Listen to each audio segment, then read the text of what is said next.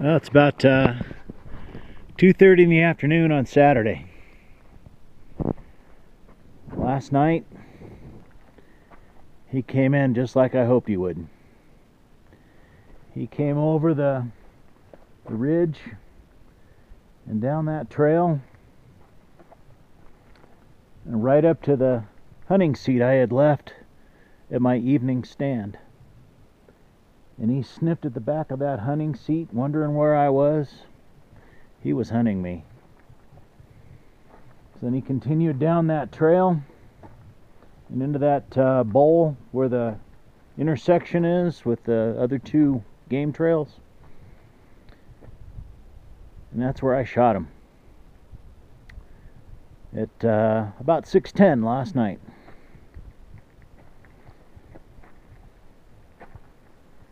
He pogoed up and down twice, fell over flat on his side. There's a little bit of an inclination in that area down there, and he just ever so slightly started to roll over, and then he picked up a little steam and right off the edge and into that ravine. The ravine was so deep that my 100-foot rope wouldn't reach the bottom. Almost did.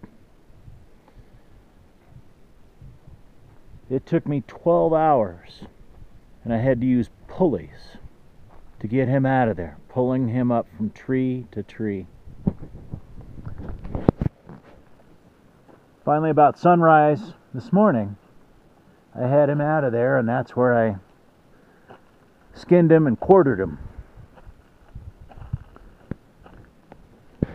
I hadn't slept since 4:30 yesterday.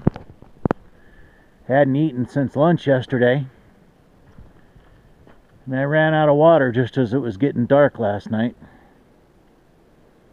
I was exhausted. So by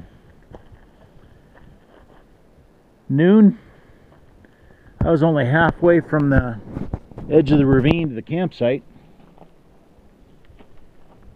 And luckily I saw some fellow hunters and I flagged them down and asked them for some help, explained the situation. God bless them, they were happy to help carry the quarters and the head and hide back up to my campsite. So he's all loaded up here in the vehicle. I'm gonna have to leave half my stuff here because there just isn't enough room. He's so big. Come back and get the rest of it tomorrow. So what's the moral of this experience? Hunting this bear is kind of like getting married. I let him chase me until I caught him, because that's what men do.